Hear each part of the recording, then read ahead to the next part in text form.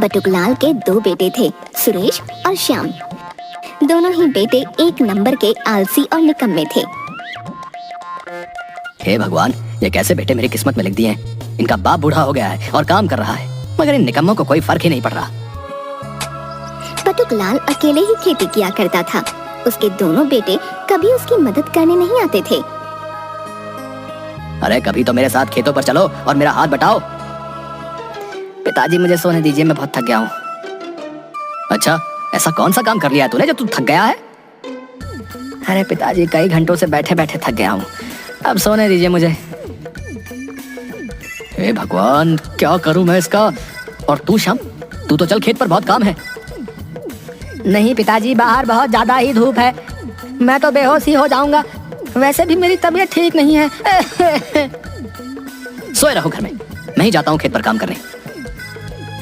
बटुकलाल कड़ी धूप में अकेले ही खेत पर काम कर रहा था। तभी वहाँ चंदू नाम का एक आदमी आता है।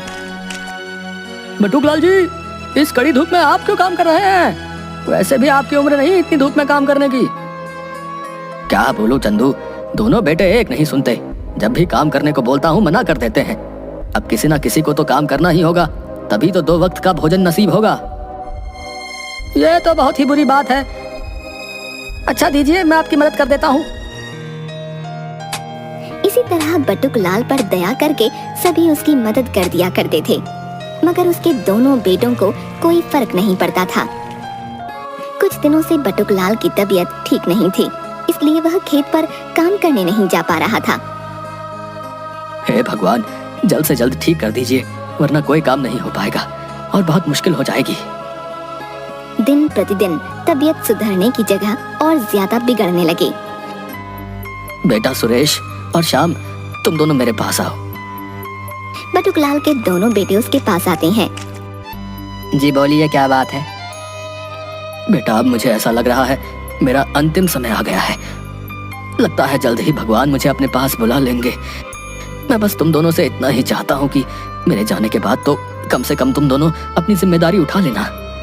अरे पिताजी, ये सब आप क्या कह रहे हैं? कुछ ही दिन में आप ठीक हो जाएंगे पिताजी। हाँ पिताजी, श्याम सही कह रहा है। कुछ दिन बीत जाते हैं। अचानक एक दिन बटुकलाल की तबीयत बहुत ज्यादा खराब हो जाती है। बटुकलाल एक बक्से में अपना सारा सामान रखता था। वह उसी बक्से के पास जाता है। तभी सुरेश और श्याम उसे देख लेते हैं।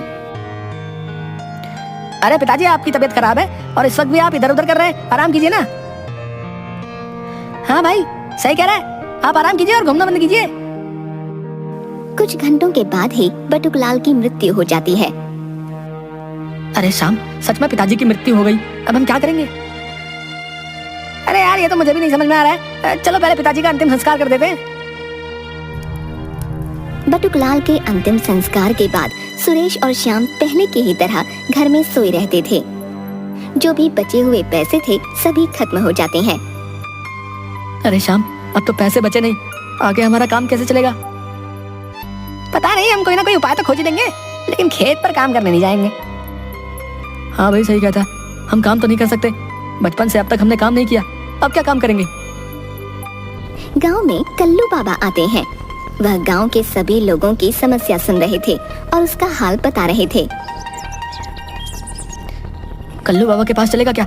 सुना है वो सबकी समस्याओं का हल बता रहे हैं। अभी तो सो रहा हूँ, शाम को चलते हैं और अपनी समस्या बताते हैं। अच्छा ठीक है, फिर मैं भी सो लेता हूँ, शाम में ही चलेंगे। शाम के वक्त श्याम और सुरेश बाबा के पास आते हैं। प्रणाम बाबा जी, कृपया हमारी समस्या का हल बताइए। हाँ हाँ जरूर, क्यों नहीं, बताओ बच्चे, क्या समस्या है तुम्हारी?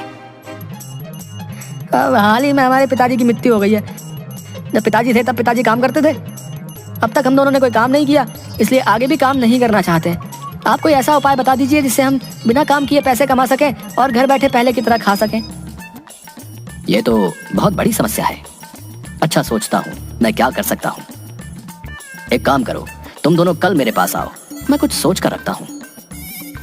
जी ठीक है, जैसा आप कहें। दोनों वापस घर आ जाते हैं। बाबा जी जरूर हमारी समस्या का हल निकाल लेंगे।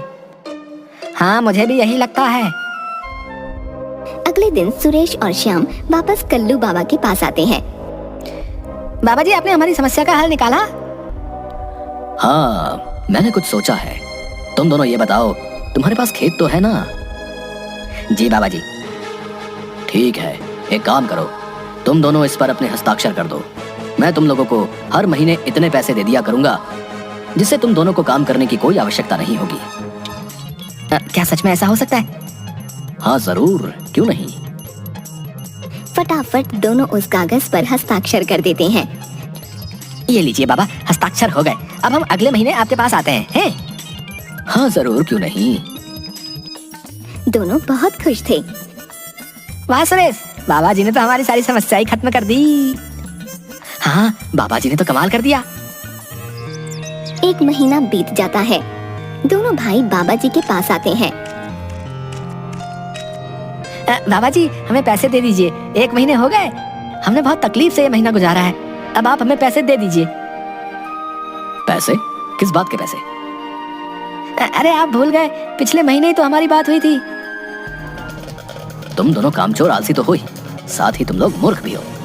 तुम दोनों ने अपनी सारी जमीन मेरे नाम कर दी है। अब इस पर तुम लोगों का कोई हक नहीं। निकल जाओ यहाँ से। और हाँ, एक बात सुन लो, बिना मेहनत किए तुम्हें कोई पैसे नहीं देने वाला। पैसा कमाना है तो मेहनत तो करनी ही पड़ेगी। ये आपने हमारे साथ अच्छा नहीं किया। चलो चलो, निकलो यहाँ से। कल्लू बाबा गांव में और भी कई लोगों को मूर्ख बनाकर भाग जाते हैं।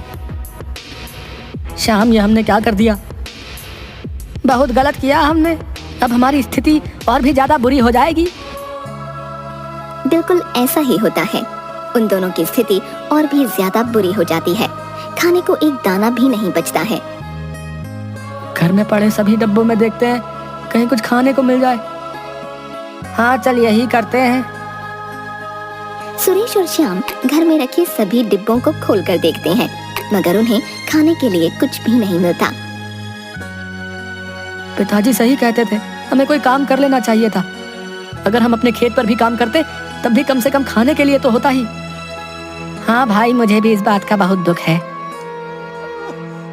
पिताजी की याद में दोनों भाई बहुत जोर जोर से रोने लगते हैं और बक्से में बंद उनके सभी सामान को निकालकर देखने लगते हैं। ये देखो सुरेश, पिताजी की पगड़ी। इस पगड़ी को पिताजी किसी शुभ अवसर पर पहना करते थे, बाकी दिन वो इसे हाथ भी नहीं लगाते थे। हाँ भाई, मुझे याद है, ये पगड़ी बहुत ही ज्यादा खूबसूरत है। रुक, मैं इसे पहनता हूँ। जैसे ही सुरेश उस पगड़ी को पहनता है, उस पगड़ी में से एक चमकीला पत्थर नीचे गिरता है। देख, इस पगड़ी से चमकीली पत्थर गिरी। अरे हाँ, वैसे इस पत्थर का क्या काम? दोनों भाइयों को कुछ समझ नहीं आता। वह दोनों पिताजी के बक्से के सभी सामान को हटाने लगते हैं। तभी उन्हें एक चिट्ठी दिखती है। चिट्ठी पर लिखा था, बेटा, मैंने तुम दोनों से काम करवाने की बहुत कोशिश की, मगर तुम लोग कभी इस बात को नहीं समझ पाए। उम्मीद करता हूँ जब तुम दोनों इस चिट्ठी को पढ़ रहे हो, तब तक तुम लोगों को काम का महत्व समझ आ गया होगा। मेरी पगड़ी में एक चमकीला पत्थर है जो मेरे पिताजी ने मुझे दिया था। ये अनमोल पत्थर है। इस पत्थर की कीमत बहुत ही ज्यादा है। मेरे पिताजी ने कहा था जब भी मैं बहुत बड़ी मुसीबत में पड़ूं तो इसका इस्तेमाल करूं, मगर मेरी जिंदगी में मैंने कभी ऐसा मौका नहीं आने दिया जिससे मैं इसका इस्तेमाल करूं। अगर तुम लोग बहुत ही ज्यादा मुसीबत में पड़ो तो इसका इस्तेमाल जरूर करना।